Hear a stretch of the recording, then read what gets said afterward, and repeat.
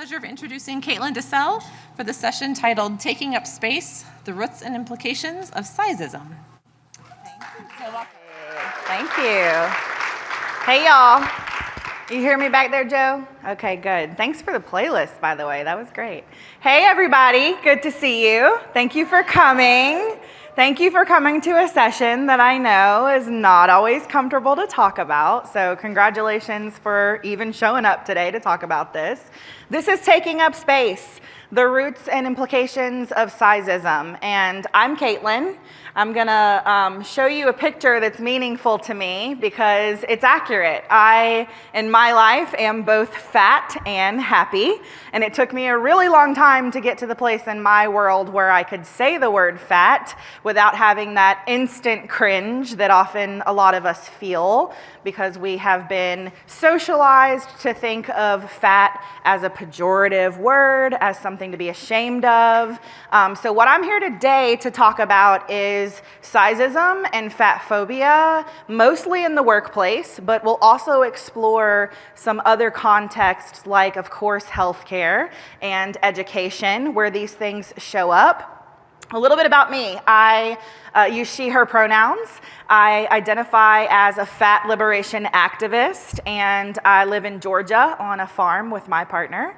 And this conversation is obviously personal to me, but I'm also part of an incredible team of diversity, equity, and inclusion practitioners at Strategic Diversity Initiatives, SDI. I recognize some of y'all from our booth who came out and saw us at the booth.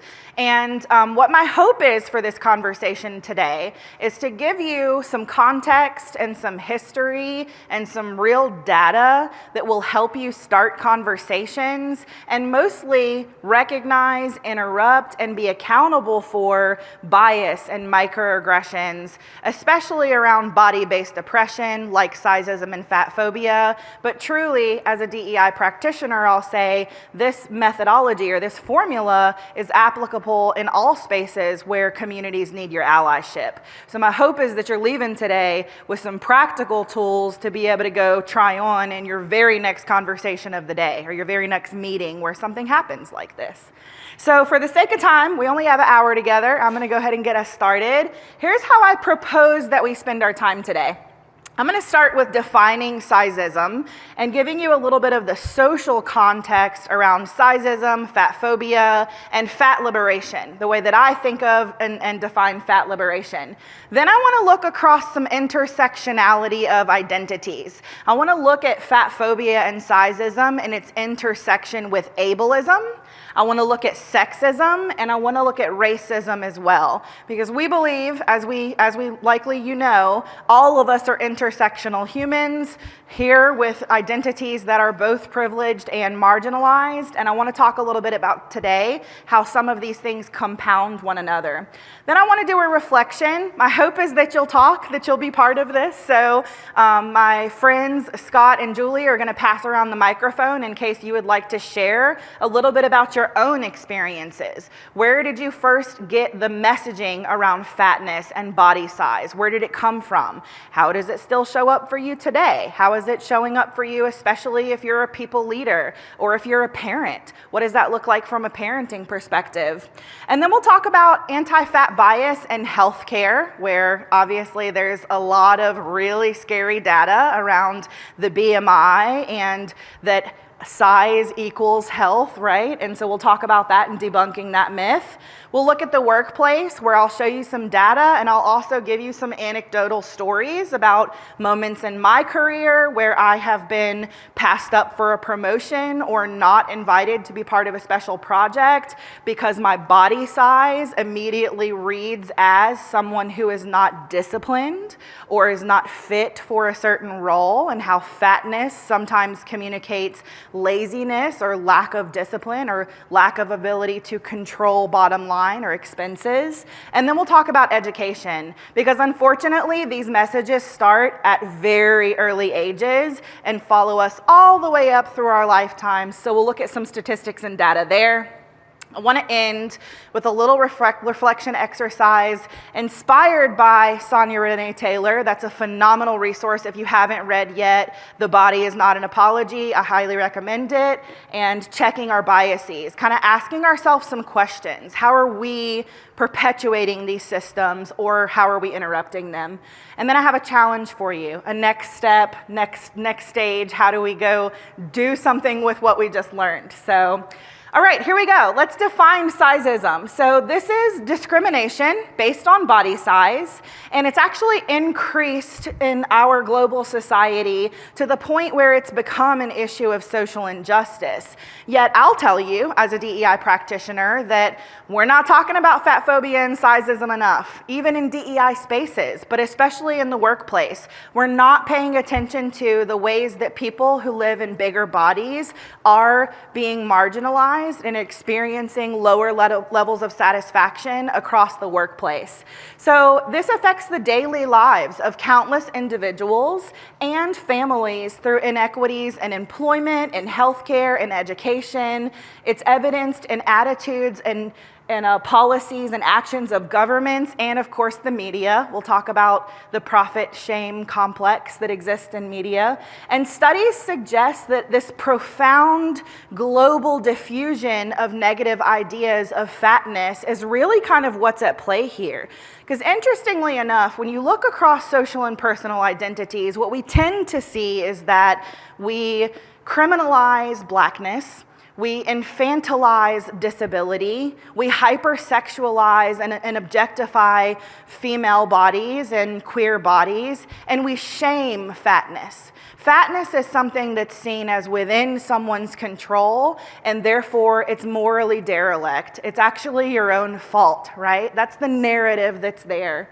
So the moral attributions embedded show that there's shared ideas about fat bodies and norms around fat stigma, not just around obesity or fatness itself, but about your moral aptitude, your moral ability connected to your body size and your ability to control that or not.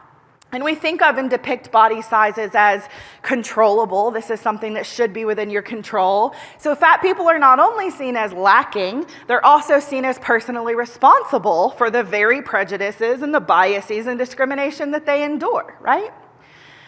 So let's situate this a little bit. A third of the world's population is fat.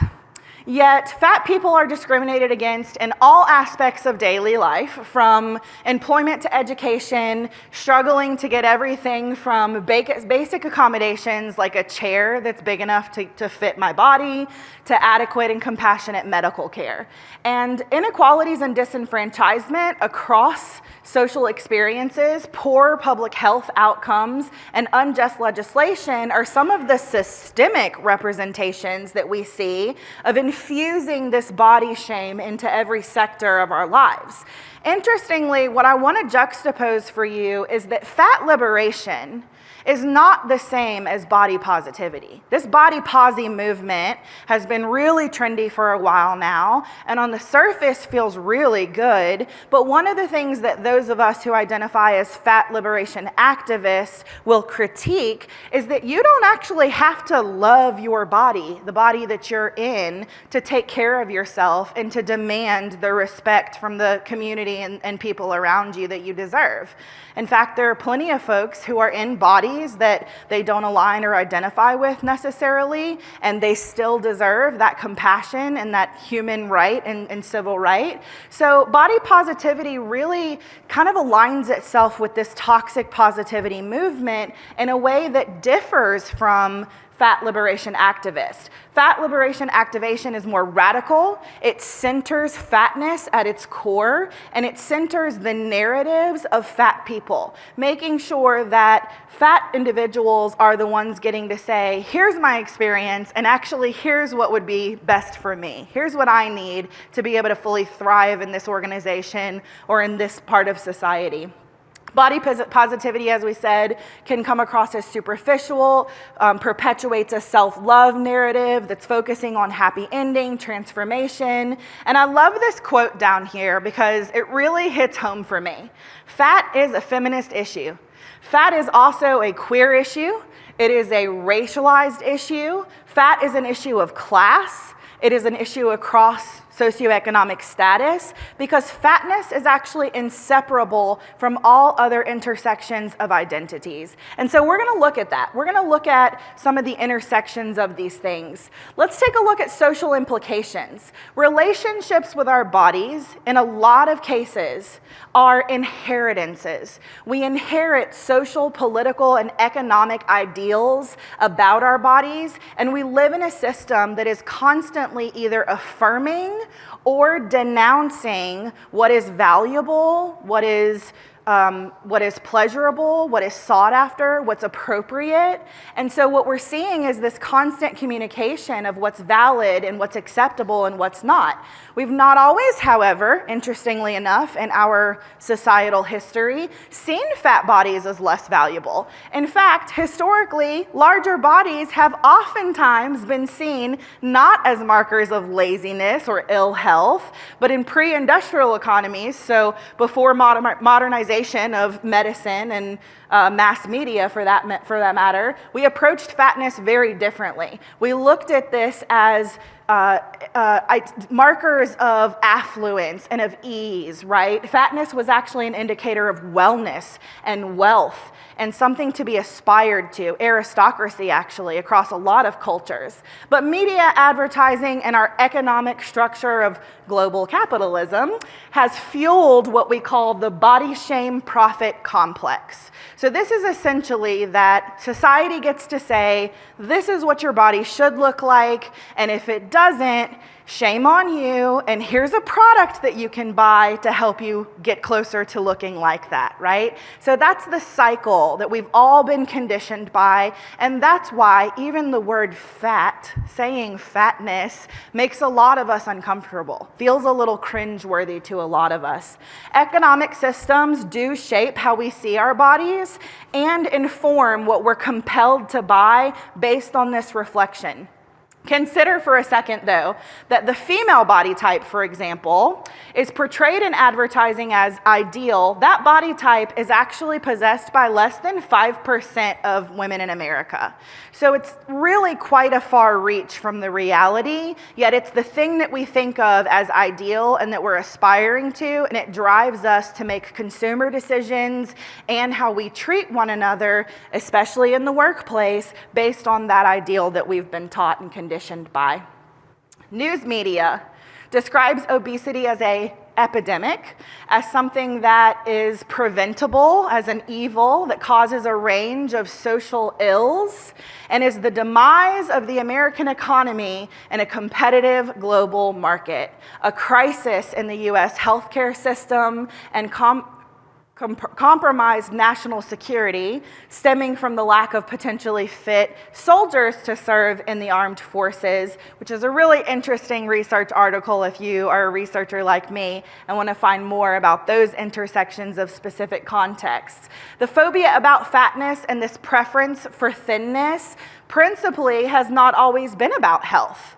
Actually, what it's been about is seeing a way to craft and legitimate race, sex, and class hierarchies and control. I also love this quote down here, which I think is really brilliant. A culture fixated on thinness, I would venture to change this and say thinness in general, not just female, is not an obsession about beauty or health or wellness. It's an obsession about obedience. It's about oppression. It's about control and defining what you can be and what you cannot, and what you can do with your body and what you cannot. So again, as a diversity, equity, and inclusion practitioner, the message that I want to bring to this conversation is this is a social justice issue. This is part of a DEI conversation. And my hope is that folks who are hearing this online and in this room today feel compelled to treat it as such. And to, if you identify as someone who wants to practice your allyship, roll up your sleeves and learn ways to ally for the community that needs it, learn ways to interrupt, to recognize, and to be accountable for fat biases or anti-fat biases that are happening that you're seeing in your world and your space. Default standards of race, age, ability, sexual orientation, gender, etc. are the bedrock upon which we build body-based oppression. So body-based oppression is obviously, as we've seen, manifests in many different forms. And I want to talk now a little about some intersections of these types of oppression. So let's look at ableism and fat phobia. First of all, society defines intrinsic value of bodies based on our abilities, mostly physical abilities, and wellness and productivity. And we tend to see productivity as the marker of worth for ourselves. I know I've fallen into that trap in my life, being conditioned to think my self-worth is tied directly to productivity. And when you have a big body or have accessibility needs, mobility needs, what have you, that productivity can be something that inspires for you a lack of self-confidence or a lack of self-worth. And this is the reason why, because we're taught that productivity equals self-worth. And interestingly, what we see is accessibility needs and accommodations for fat bodies are actually not so different. However, fatness itself is not a protected class in this country, and therefore today it is legal in most states and cities for someone to not get the accommodations that they need to thrive in the organization based on their body size, and also to be penalized or even terminated because of their body size. More on that. We'll talk about the actual states and cities that are passing legislation, but federally and across most states and cities, this is not a protected class. We see things like mobility aids, weight and space accommodations as something that is intersectional across these two identities, but we haven't yet seen a universal design approach, which would actually look like designing spaces where all bodies can fit, and then everyone benefiting from these spaces being accessible and larger for all bodies that need to fit. There is some overlap with the ADA compliance model, but because fatness is not inherently considered part of the ADA model, even in the states where there is some legislation around this, the court legislation part of this process tends to require that you're able to tie your fatness to a diagnosed disability that you can prove. So if you have documentation from a physician that says you have some sort of disorder that makes you fat, then the legal and compliance team will look over it and decide if we need to meet your accommodation. Rather than saying, Kaitlin has a big body and needs a bigger office chair that doesn't have arms on it so that she can physically be comfortable and do her work today. And let's accommodate that, right? It can be as simple as that. The fundamental difference, as we talked about earlier, is that fatness is seen as something that is within one's control. It's seen as something that if you wanted to be able to participate in these spaces, you could control your body, you could change yourself to where you could fit in. And much like the disability justice movement that advocates for us to flip that on its head, the fat liberation activist community says, rather than me having to change my body to fit your space, let's think about changing our societal spaces to fit all bodies, right? Okay, let's keep it going. Sexism and fat phobia. This is a huge one because what we know is women, female identifying people, femme bodies are hyper-sexualized in our culture. They are hyper-objectified in our culture. Society defines the intrinsic value of bodies based on how attractive or how heteronormatively pleasurable they are to us, and mostly to a Eurocentric standard. By that I mean cis, hetero white men, right? So anything that deviates from that standard of beauty or of physical expression tends to be queered or tends to be ostracized or othered, including fatness. So interestingly, what we see across our culture, in pop culture, in media, even in art, unfortunately, is this commodification of bodies, as thinking of bodies as objects that are intended to be consumed, are intended for us to have access to, rather than inspiring agency with bodies, especially those in big bodies.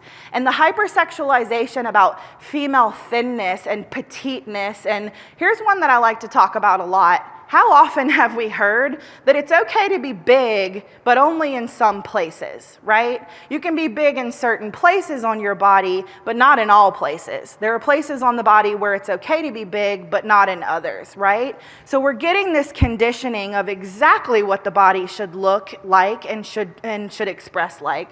And the relegation of fat women as the funny friend. So we've seen this across media, across art, and lots of movies, that if you're fat, you better be funny, right? That's the case for a lot of women. You're gonna be the sidekick, you're gonna be the wing girl, right? If you're fat, you better be funny, because your worth and whether you are desirable is predicated on a Eurocentric standard of a heteronormative standard of beauty. Let's keep going. Racism and fat phobia. So this one is heavy. Interestingly, data shows that Black women tend to be healthier at heavier weights than white populations. And we'll talk about the BMI, the body mass index, in just a little bit. But here's my first opportunity to tell you it is not a valid tool, especially as a cross-racial tool. So we'll talk about the BMI in a moment, but it's specifically Black athletes, Black women athletes right now that are really pushing back on the BMI in terms of how it measures health and how it doesn't account for differences in bone density and muscle mass. So this one's interesting. Black women actually have more bone and muscle mass and less fat as a percentage of total body weight than the studies of white women, controlling for ethnic differences in age, body weight, and height.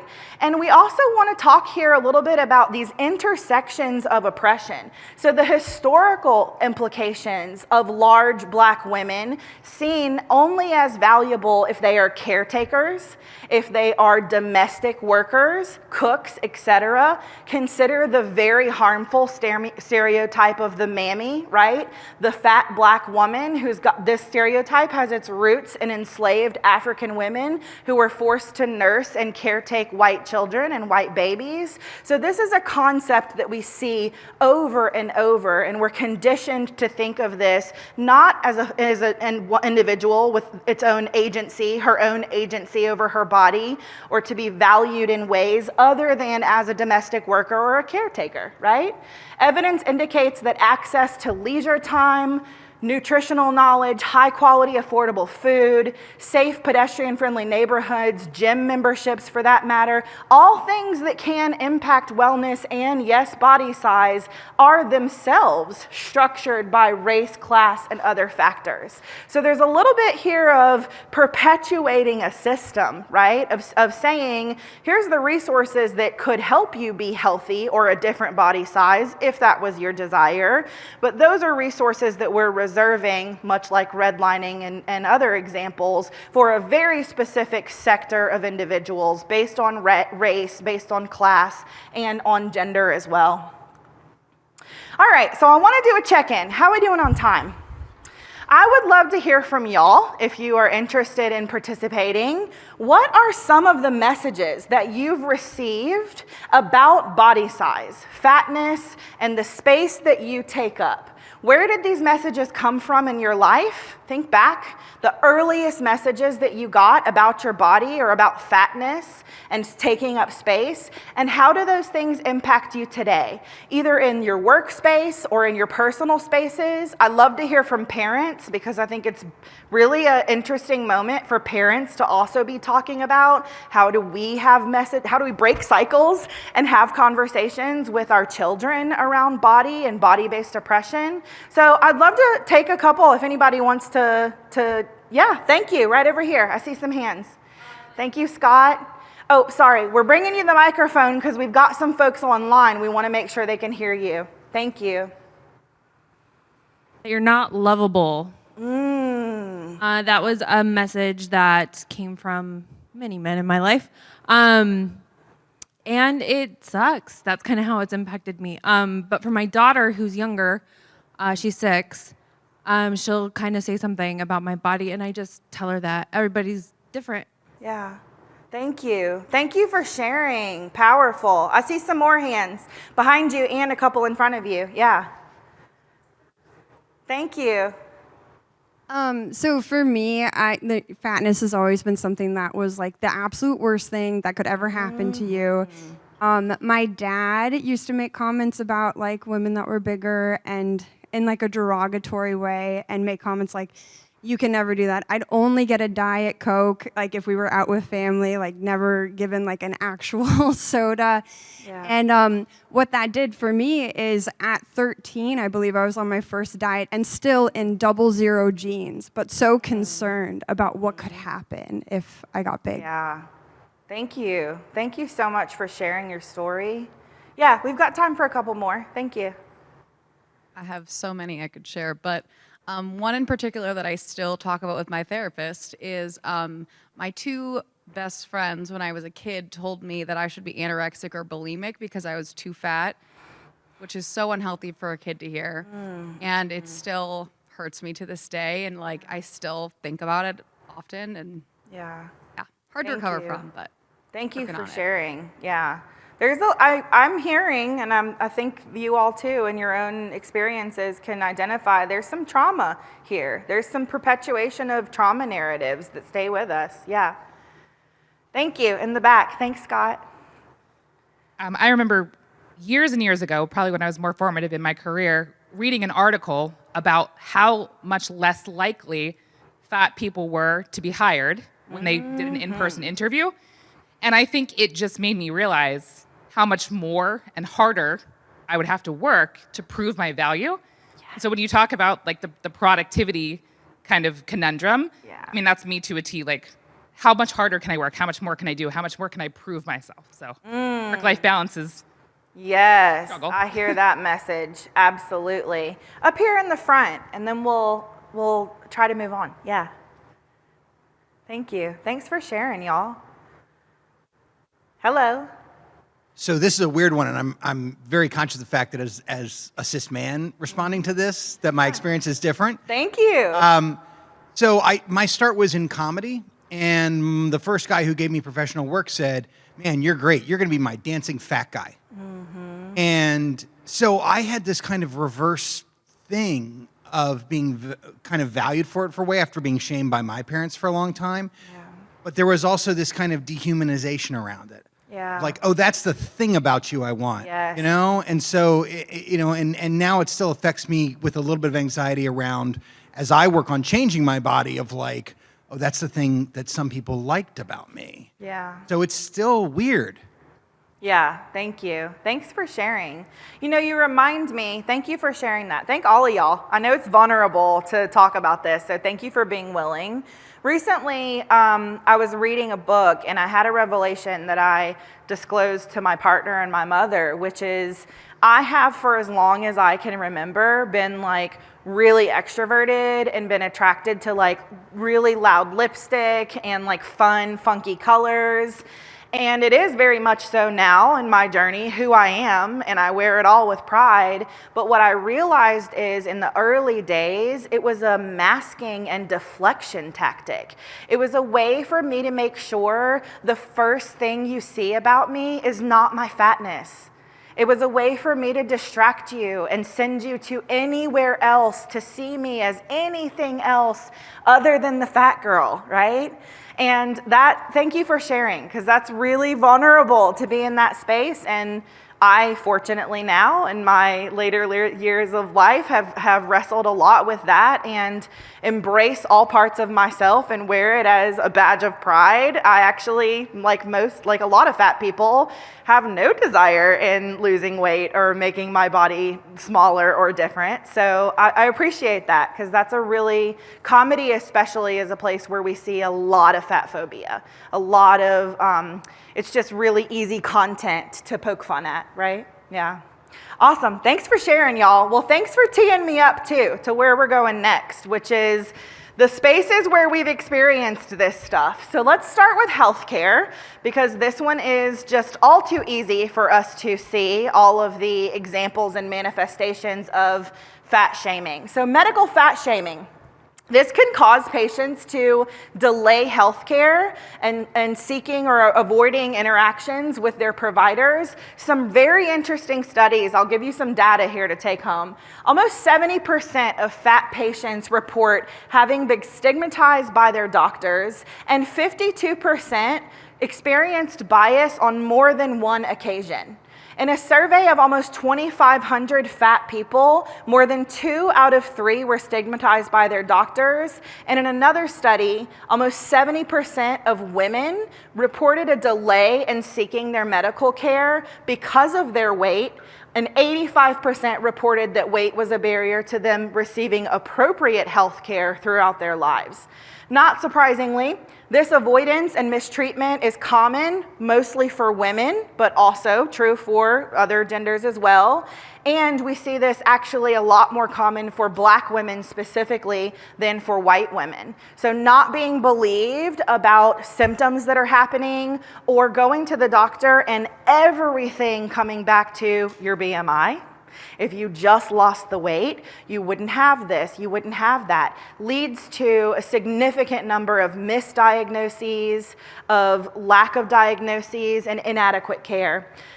This one's really scary, y'all. 2,200 medical doctors sat down and took the Harvard Weight Implicit Association test. If you haven't checked out Project Implicit, it is a wonderful tool. It's online. It functions almost like a virtual lab where you can go take these implicit association tests based on all kind of different biases and see where you land. And they have one on fatness, fat bias. So they asked medical doctors to sit down and do this. And what they found was both implicit and explicit anti-fat attitudes were significantly strong amongst this group of medical doctors, with the explicit biases actually trending even higher. So this group of doctors felt it's actually totally acceptable for me to outwardly discriminate against fat patients, right? Which is really scary. That's a scary thing for us to be seeing and how the data represents itself. Let's talk about this BMI. So this is, BMI is a tool that has been problematic since day one. Behavior is not the BMI, and weight is not health, right? So the AMA declared obesity a disease against the advice of their scientific council, the Council on Science and Public Health, and this was in 2013. Body weight is not a proxy for health, and assuming so, this scientific council said, is both unscientific and prejudicial. These assumptions lead to bias and discrimination in education, workplace, family structures, healthcare, social dynamics, and there's a huge frustration in the medical industry with physicians that don't have access to how to caretake large bodies other than pathologizing it and treating it as an obesity epidemic, right? And this impacts doctor-patient relationship, and as we just saw in some of the data, prevents a lot of people in big bodies from even seeking out the medical care that they need. Let's take a little bit deeper on BMI here. It was in the 70s that Keyes actually headed a study and published a paper founding the BMI as a tool. And what he indicated is this is a tool that is intended to be a proxy for body fat percentage amongst ratio of weight and height, right? That's what the BMI says. But it was explicitly cited by its own creator as something that is appropriate for population studies, aggregate and average study across a population, and inappropriate for individual diagnoses. But because of its simplicity, because it's an easy formulaic tool, today we are still using the BMI as the indicator of health in most situations, across healthcare, across insurance, across a lot of different spaces. BMI is not a good predictor for individual health. In fact, healthy lifestyle habits, go figure, are associated with significant decreases in mortality rates,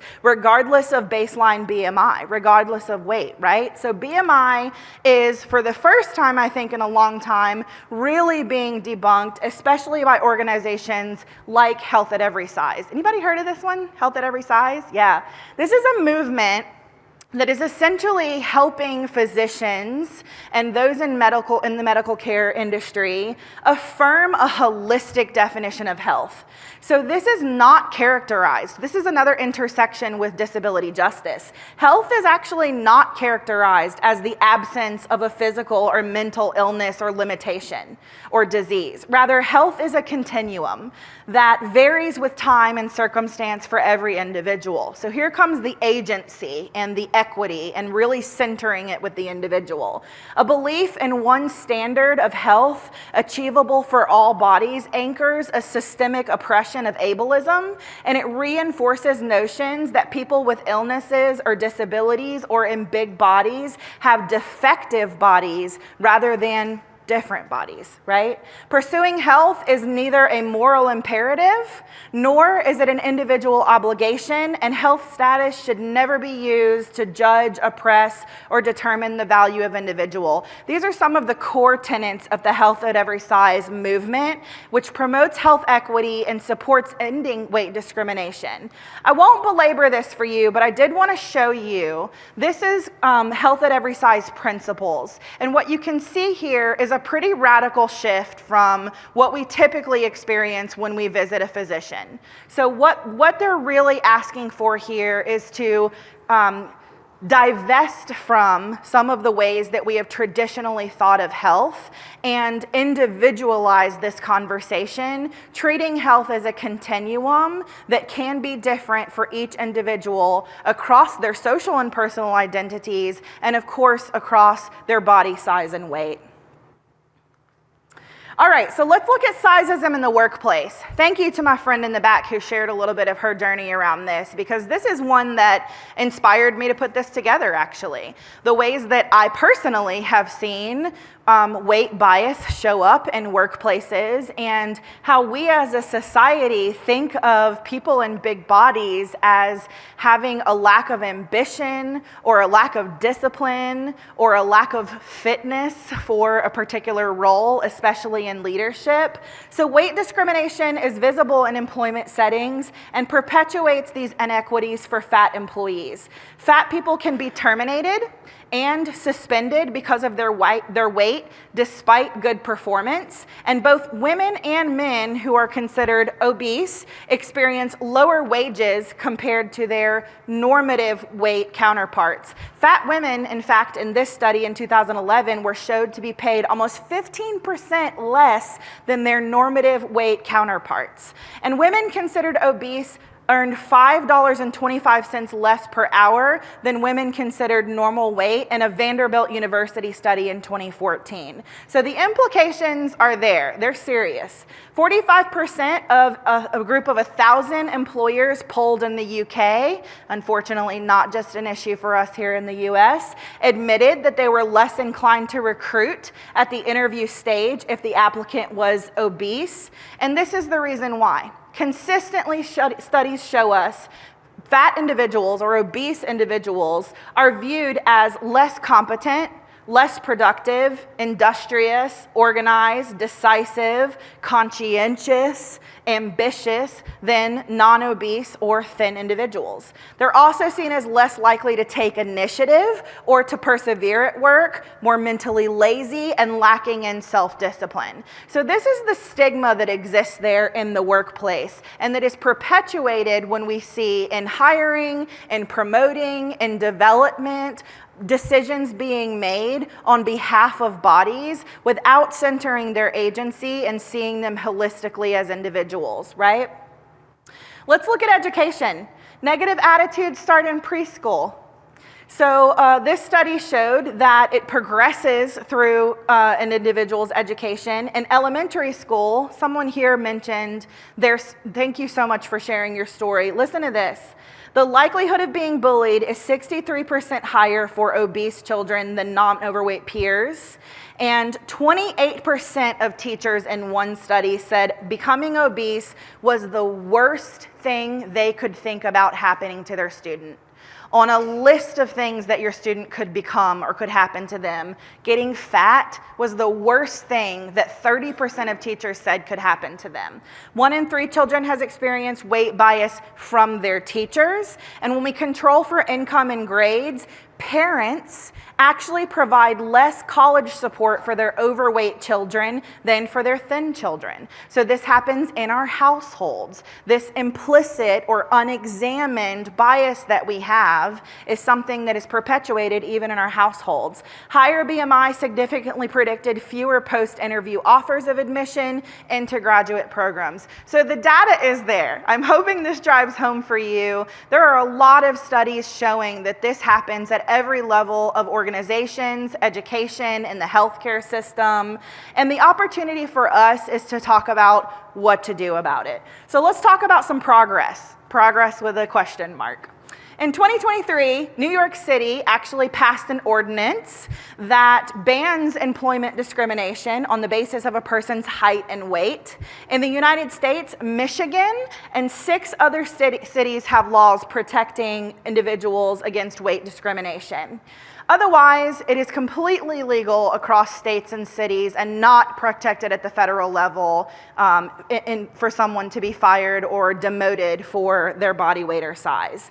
Body size is only protected when it's connected to characteristics such as race or sex. We've seen this actually across Title VII challenges, or when a plaintiff can demonstrate that his or her body size is because of an underlying disorder. So we see this again with that ADA model. And in all circumstances, the characteristic protected is framed not as a personal choice. So the personal choice is the fatness and therefore cannot be protected. It's your own fault. The National Association to Advance Fat Acceptance urges policy and legislation. These are our legislators. These are the ones who are actually taking lawmakers to task to change this and asking for education at the lowest levels, up through graduate school, up through organizational levels, up through organizations like SHRM, to leverage opportunities and information to stop weight discrimination. All right, so want to do another check-in with y'all. Thanks for sharing. Thanks for being willing to share. So I would love to have a little bit of a reflection moment. Obviously, don't try to answer all of these, but choose maybe 1 or 2 that feel relevant to you, and I'd love to hear from some of you. Check your biases here. This is inspired by Sonia Renee Taylor. Do I believe it's okay to be bigger, but not too big? How do I even define too big, right? Do I make assumption about other people's health based on their weight? Do I believe that healthier bodies are better bodies? Do I respect, value, and feel I can count on fat people? This one's important, especially leaders or subject matter experts. Imagine that you move to a new city, you get a new doctor, your doctor walks in, and that doctor is in a fat body. Do you immediately question whether or not that person can advise you on your personal health and the decisions you need to make because they're in a big body, right? Do I use the word fat pejoratively to describe myself or others, including my internal dialogue? Do I believe being fat is fine for others, but just not okay for me? And lastly, am I afraid of being or becoming fat? I'd love to hear from some of you. Who would like to talk? Yeah, thank you. Back there in the back. So I am a person who has been called pretty skinny my whole life until that 45 hit, and then everything sort of kind of changed. But my internal dialogue is, when I see myself getting out of the shower, I am fat. I like to think I don't judge people when I see them because of their weight, because we're all sizes and all colors and all of that. But I will say there is that too big stage that I have to redirect myself. Thank you. Thank you for sharing. I met someone at my table yesterday who said the same thing. She actually said, I've been bigger, I lost a lot of weight, but in my internal image, I will always be too big, no matter what. So yeah, I see a hand over here and then some over here. Thank you, Scott. Yeah. Hi. Hi. Sort of looking at your first question, and I guess a combination of the do I believe being fat is fine for others, just not for me. I am mid-size, and so I fall in like 12 to 16. And access to clothing is difficult Oh, yeah. at both sizes of women's clothing Yes, stores. yeah. And so the intersection of that is just difficult for my brain, where I try and approach my body with neutrality and like, what is my body, capable of and supporting me in doing, rather than the size of it. But yeah, that's a real challenge for me. I still think about it a lot. Like, wow, it'd be really great to be able to just go up a size or go down a size really easily at this Target. Yeah. Really good point. And you're calling out some of the opportunity for access. And it makes me even think of, in the fat community, thinking of small fat, medium fat, super fat individuals who they can't shop at Target, right? Like individuals who have to go out of their way to find clothing that fits their body, which is not easy to access. So we're talking about an access issue here. Yeah. Saw some hands in here. Yeah. Hi. Thank you. I'll start by saying that I am a person that has been many sizes throughout my life. I actually own 2 size-inclusive yoga studios now where we promote yoga for all sizes. And I have one of my 3 children is in a bigger body. So I've experienced as a parent the medical side of that. I've also worked in weight management and healthcare, and so anyway, a lot of experiences with this. But one thing that sticks out to me a lot, and that actually just really pisses me off, sorry for my language, is Glennon Doyle talks a lot about this, about how much of our thoughts are consumed by what we eat and what we look like and what size we are. And I get so angry about that because I think even about myself, about how much I've grown, how easy it is for me to kind of eat intuitively and to care less, and all of the obstacles I've overcome from an eating disorder perspective, which I was diagnosed with in my 20s. But that so many of my thoughts are still controlled. And that goes back to that thing you said earlier about it's for control. We can be controlled when we're, especially women, when we're always thinking about what we look like and what we're eating, and, just all of the brain power that goes to waste that we could be like doing such better things with our time, and we're still spending it thinking about how much we weigh. Thank you. Really good point. Yeah, that's why I love to think of it as liberation. I say I'm a fat liberation activist because how liberating it is for you to not be constantly consumed and bogged down with how do I make my body fit the way that I'm conditioned to think it's supposed to. Yeah. Thank you for sharing that. Over here. Yeah. Thank you for making it okay to cuss, because Yes. extra bullshit, and I'm sick of wearing synthetic clothes. Yeah.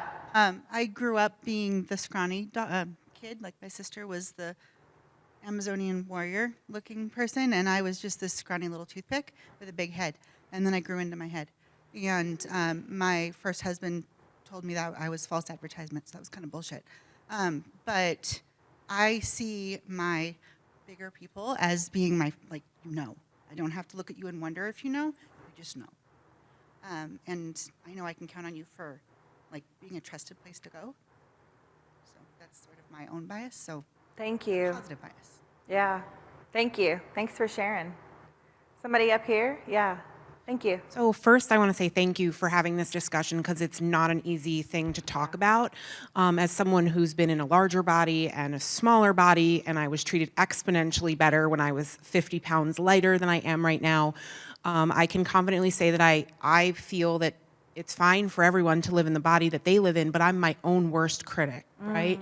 I am, this body carried a baby, this body did amazing things, and I still look in the mirror and I am my own worst critic. And that's such a hard thing to overcome. So, how do we get over that? What are some things that we can do to speak kindly to ourselves when the world doesn't speak kindly to us, right? Because that's the message that's sent in every facet of life, whether you're shopping for clothes or sitting in a booth at a restaurant or sitting on an airplane. I bet many of us had to do that to get here, right? And those seats are tiny. It's like, how can you be so kind to others and so hard on yourself? Yeah, thank you. Thank you so much for sharing. Yeah, in front. Thank you. I have to like choose what I want to say because I feel like there's so many things. Yeah. But I feel like when it comes to the question of do I respect, value, and feel I can count on fat people, I always feel like I've been the token fat person in the executive like C-suite level that I'm at. And if there are other larger bodied people, it's men. Like there are not other fat women in my organization that are above restaurant management level. And so I found that I will since I was very young, I would never put myself in this like token funny fat friend side character place. And in turn, it's made me, when I was younger, I was very aggressive. I was almost mean. I was mean because it was this coping mechanism Yes. in order for someone to take me seriously. Now, as I've gotten older, of course, you know, you understand where it comes from, and the main character energy, though, doesn't go away. That's the only way I feel like I can be this like representative, even though no one's asking me to do that, but I feel like I need to do it for myself.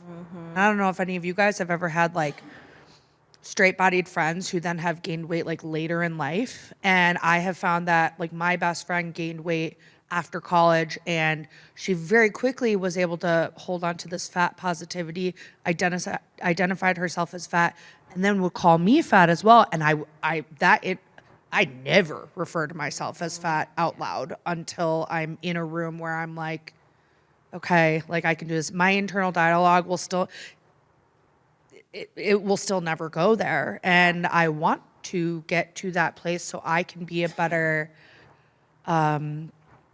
resource and activist for whether it's us in this room, the people we work for, so on and so forth. But it's hard. Yes. I mean, and I don't want my daughter to feel the way I do. I want her to, I don't know how many of us have had the 90s diet moms, Yeah. like Tybo, Slim Fast.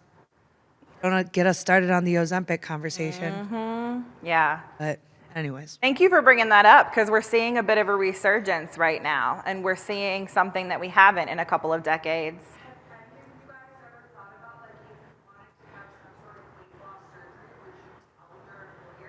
Yeah.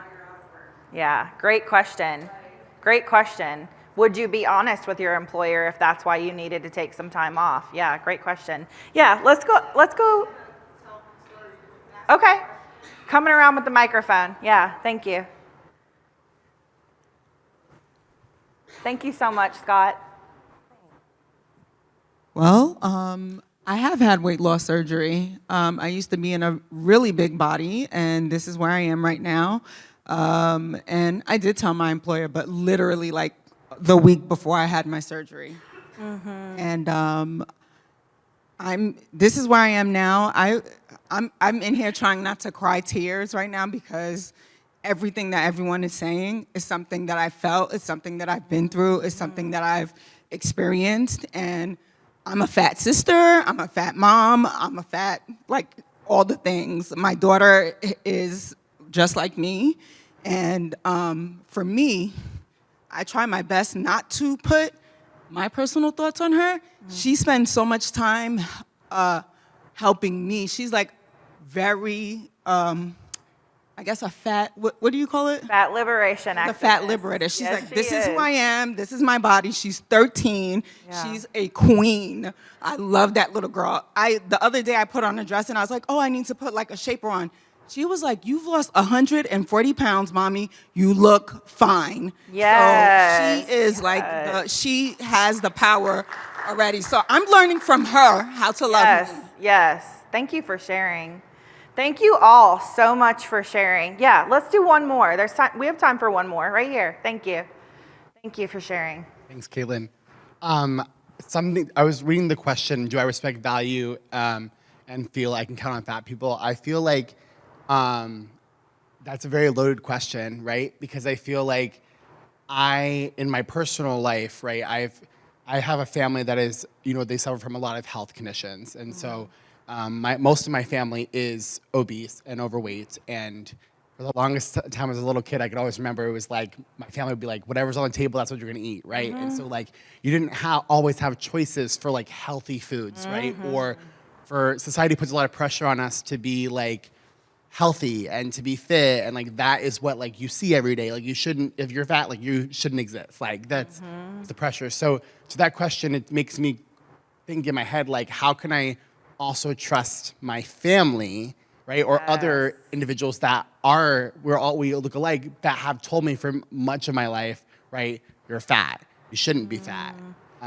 You know, I don't want you to end up like me. And while some of those things can be more of like a positive enforcement to some degree, it's very discouraging and disheartening when you're like hearing from the people that are going through it too, and you're exactly the same, and yet you're hearing the same negative connotation. And it's like, how do you create space for the conversation just from being so negative, being so positive, to the sense of like a learning moment instead of it being like a judgment moment? Yes. Like their biases are perpetuating onto me, and then my internal perpetuations are like just metastasizing. And so it creates a lot of more issues on top of already societal pressure that we already have. Yeah.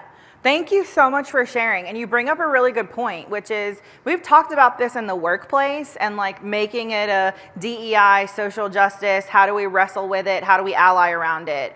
But I won't lie, it's different to do this in the workplace versus taking it to your family.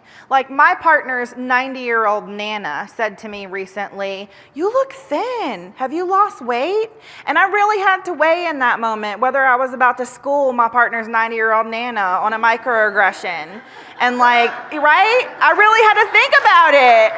And I chose not to because she's Nana, but that's where it becomes hard. That's where it gets complex, is we're breaking cycles, generational cycles in some ways, right? And it's heavy. And I will direct you to a blog that I wrote, a stream of consciousness blog on an airplane actually, where I had this really extreme moment of shame and feeling terrible about needing a seatbelt extender and all of this stuff. And like one step forward, two steps back. What does this mean for my fat liberation activists that I'm feeling this body shame? And it's a constant reminder. The thing to remember is our bodies, whether you're in a big body or not, we are in a society that is constantly affirming or denying. We are every day, just showing up in your body is an act of political warfare. Showing up is an act of resistance in and of itself. So thank you for the work that you're doing in your family and breaking cycles.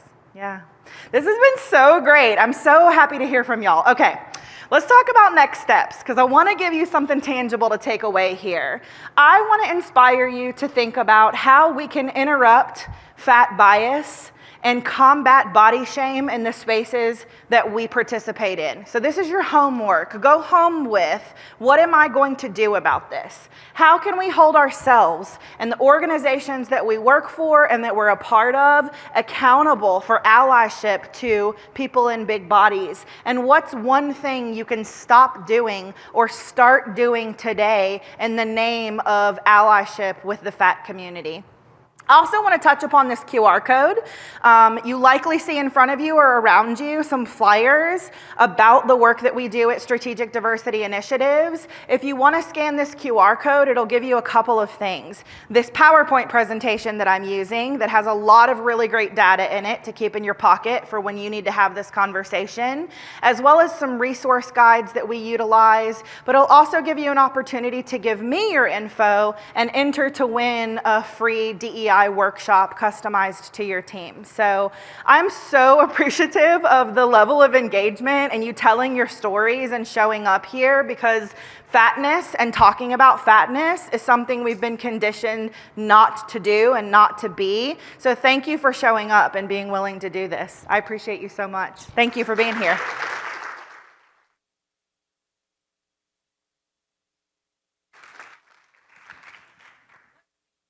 Where are we at? 2:59, we did it. I'm gonna hang out. I'll hang out up here in case you have questions or wanna come up. Thanks so much for being here, y'all. Nice to see you. Thanks, Kaitlin. Please remember to complete your session surveys on the app or in the virtual platform. So we value your feedback and enjoy the rest of the conference.